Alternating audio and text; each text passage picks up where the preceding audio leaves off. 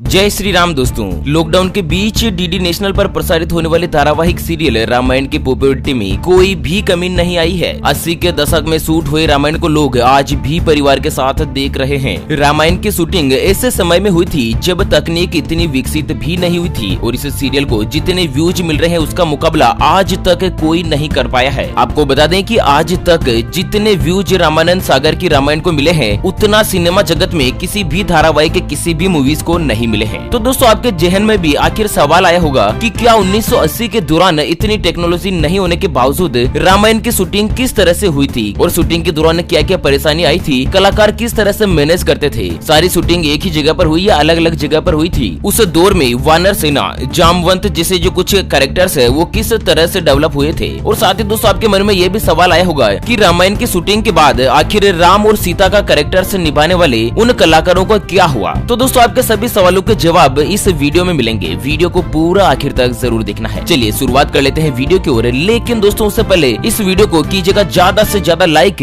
और साथ ही दोस्तों कमेंट बॉक्स में यह जरूर बताएगा कि रामायण के अंदर आपका फेवरेट किरदार कौन सा है। और हाँ दोस्तों शुरुआत करें वीडियो की ओर। लेकिन उससे पहले अगर आप अपने चैनल मोदी न्यूज पर पहली बार वीडियो देख रहे हैं तो दोस्तों वीडियो के नीचे का लाल बटन दबाकर चैनल को सब्सक्राइब कर लीजिएगा और पास वाले घंटी के बटन को दबा दीजिए ताकि आप और हम सभी आपस में जुड़े रहेंगे और लगातार ऐसे ही काम की मनोरंजन और ब्रेकिंग न्यूज हेडलाइंस को शेयर कर पाएंगे। आपको बता दें जिस समय रामायण की शूटिंग हुई थी उस समय न तो इतने आधुनिक टेक्नोलॉजी वाले कैमरे हुआ करते थे, इसके बावजूद सीरियल से जुड़े सभी लोगों ने लगातार कठिन मेहनत करी और दोस्तों परिणाम आपके सामने है कि आज हर सीन लोगों के जहन में याद है। आपको बता दें रामायण की ज्यादातर शूटिंग रामानंद सागर के बंगले सागर विला में हुई थी। वहीं कुछ सीन आउटडोर भी हुए थे। जब सीन बाहर शूट होना होता था तब बाहर के कलाकारों की भी मदद ली जाती थी। रामायण की शूटिंग को लेकर रामानंद सागर के बेटे प्रेम सागर ने बताया कि कई बार जूनियर कलाकारों की जरूरत पड़ती थी, ऐसे में गांव से तलाश करके उनकी भर्ती की जाती थी। आपको बता दें रामायण में हनुमान का किरदार निभाने वाले दिग्गज अभिनेता दारा सिंह को भी उतनी ही पॉपुलैरिटी मिली थी जितनी भगवान राम और सीता का किरदार निभाने वाले को मिली थी। आपको बता दें लोग उनकी फिजिक को देखकर उनको सचमुच हनुमान मानकर पूजने लगे थे। तो दोस्तों दारा सिंह ने रामायण की शूटिंग को लेकर कुछ ऐसे किस्से बताए हैं जिनको जानकर आप सच में अपने दांतों तले उंगली दबा लेंगे। आपको बता दें रामायण की शूटिंग के दौरान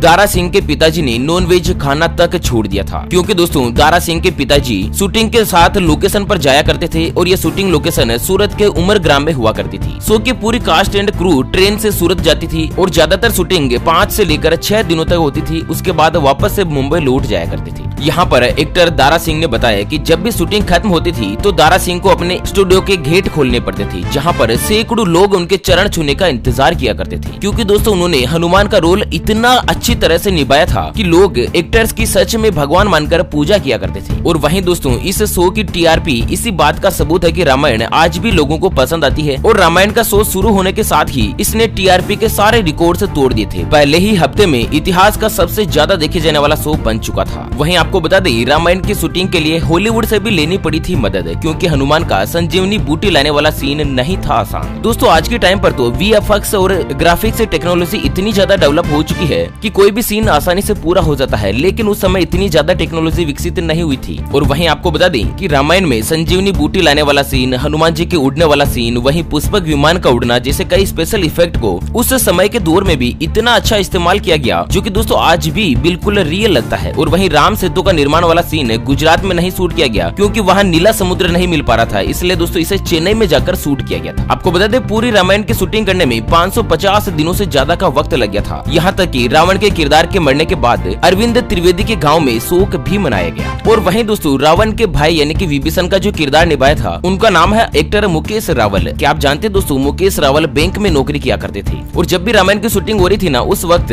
मुंबई के एक बैंक में कार्यरत थे और बताया जाता है कि रामायण की शूटिंग के कारण वह बैंक की ड्यूटी पर कम ही आते थे और इसी वजह से बैंक ने उन्हें नोटिस भी दिया था। हालांकि बाद में उनकी लोकप्रियता को देखते हुए अधिकारियों ने उन्हें स्पेशल छुट्टियां दे दी थी। चलिए बात करते हैं दोस्तों रामायण में सीता का किरदार निभाने वाली दीपिका चिखलिया का। लोग उन्हें आज भी रामायण के सुपरस्टार मानते हैं और दोस्तों दीपिका ने सीता के किरदार को छोटे पर्दे की सबसे यादगार भूमिका बना दिया है। उन्हें आज भी वह सफर ऐसे याद है जैसे कल की बात हो। आपको बता दें, दीपिका बताती है कि सीता के रोल के लिए उनका चुना जाना इतना आसान भी नहीं था। करीब 30 से लेकर 35 लड़कियां सीता के रोल के लिए स्क्रीन टेस्ट देने आई थी। दीपिका कहती है कि वे काफी ज्यादा खूबसूरत, टैलेंटेड और ग्लैमरस थी, मगर चुना मुझे गया। शायद मैं रामायण की सीता की छवि के लिए अनुकूल थी। और वहीं जब शूटिंग होती थी ना, तो उस समय कलाकार काफी दिनों तक एक दूसरे को स्क्रीन नेम के हिसाब से ही बुलाते थे। रामानंद जी भी हमें स्क्रीन नेम से ही बुलाते थे। उनका मानना था कि ऐसा करने से कलाकारों को अपनी भूमिका की गहराई में उतरने में सुविधा होती है। और वहीं रामानंद सागर हर एपिसोड को सोमवार से गुरुवार तक शूट करते, शुक्रवार को एडिट करते और रविवार सुबह ब्रॉडकास्ट के लिए मुंबई भेज देते। शूटिंग ज्यादातर रात को होती थी और सुबह ही पिकअप होता था। और वहीं कलाकार बताते हैं कि शूटिंग के दौरान बहुत गर्मी और उमस हुआ करती थी, क्योंकि तब न तो ज्यादा पंखे थे और न ही एसी। आपको बता दें, जब 80 के दशक में रामायण का टेलीकास्ट होता था, तब रविवार सुबह 9:30 बजे आता था। तब लोग अपने टीवी पर माला डाल देते थे। लोगों का विश्वास था कि भगवान यानी कि ईश्वर साक्षात उनके घर आ गए। चलिए आपको बताते हैं दोस्तों, रामायण में एक अजीब किरदार यानी कि मंथरा के बारे में। तो एक हादसे ने छीन ली थी मंथरा की खूबसूरती और बर्बाद हो गया था कैरियर। जानते हैं उनकी पूरी कहानी।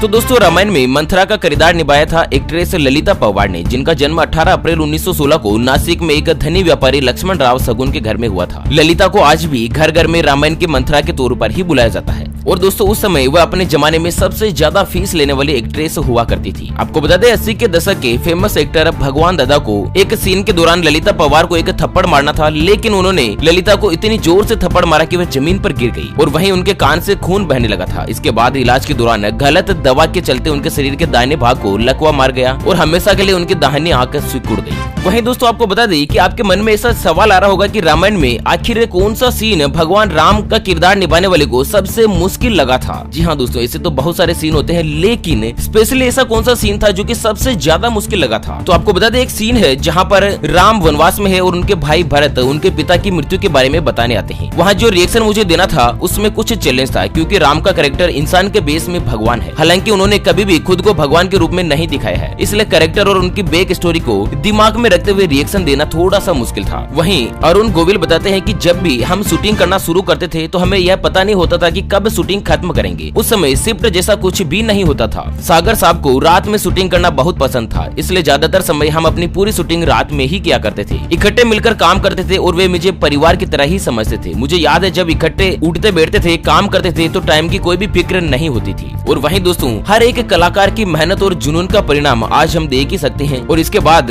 2 बार रामायण और भी बनाई गई, लेकिन दोस्तों उन दोनों को इतनी लोकप्रियता नहीं मिली। चलिए आखिर में अब जानते हैं कि आजकल कहाँ है रामायण के राम और सीता, क्या कर रहे हैं कृष्ण। आपको बता दें, 80 के दशक में आने वाले 2 सीरियल रामायण और महाभारत ने टेलीविजन की दुनिया में वो इतिहास रच दिया जो शायद कई दशकों तक लोग भूल नहीं पाएंगे। इन सीरियल्स के कुछ किरदार ऐसे हैं जिनके बारे में लोग आज भी जानना चाहते हैं और उनको देखना चाहते हैं। दोस्तों, यहाँ पर रामायण और महाभारत के कुछ ऐसे ही मशहूर किरदारों के बारे में हम आपको बताने जा रहे हैं कि आखिर वो आजकल कहाँ है और क्या कर रहे हैं। और इससे पहले इन दोनों ही सीरियल से जुड़े कुछ शानदार पहलुओं पर भी एक नजर डालना जरूरी हो जाता है। आपको बता दें, रामायण में भगवान राम का किरदार निभाने वाले अरुण गोयल ने एक्टिंग करियर की शुरुआत 1977 में फिल्म पहले से शुरू करी थी। और उन्होंने सावन को आने दो, सांच को आंच नहीं और इतनी सी बात, हिम्मत वाला, दिल वाला, हथकड़ी और लवकुश जैसी कई बॉलीवुड फिल्मों में अहम भूमिका निभाई है। लेकिन अरुण गोयल को असली पहचान मिली रामानंद सागर के सीरियल रामायण से। आपको बता दें, रामायण के बाद अरुण गोयल ने लवकुश, कैसे कहूँ, बुद्धा, अपराजिता, वो हारे न हमारे, प्यार की कश्ती जैसे कई पॉपुलर टीवी सीरियल्स में काम किया। लेकिन अरुण गोयल को जो पहचान रामायण से मिली ना, वो कभी और किसी अन्य सीरियल से नहीं मिली। अरुण गोयल आजकल मुंबई में अपनी प्रोडक्शन कंपनी चलाते हैं, जो कि दूरदर्शन के लिए सीरियल बनाता है। और वहीं रामायण में सीता का किरदार निभाने वाली दीपिका चिखलिया के बारे में आपको बता दें, आज भी सीता के रूप में ही उसको याद किया जाता है। वैसे तो टीवी पर कई हीरोइनों ने सीता का किरदार निभाया, लेकिन दीपिका जैसे जादू किसी का नहीं चला। दीपिका ने 1983 में सुन मेरी लीला फिल्म से बॉलीवुड में अपने करियर की शुरुआत करी थी और इस फिल्म में उनके हीरो थे राज किरण। हिंदी के अलावा दीपिका ने साउथ में भी कई फिल्मों में काम किया था, लेकिन दोस्तों इन सभी में भी उनको कोई कुछ खास कामयाबी नहीं मिली थी। जो कि उन्होंने सीता का किरदार निभाने में कामयाबी हासिल करी ना, तो उसका परिणाम आपके सामने है कि दीपिका हिंदुस्तान के हर घर में छा गई। वहीं रामायण के बाद दीपिका ने विक्रम बेताल, लवकुश जैसे कई सीरियल में काम किया और 1989 में दीपिका फिल्म घर का चिराग और खुदाई में भी नजर आई। दोनों फिल्मों में राजेश खन्ना लीड रोल में थे।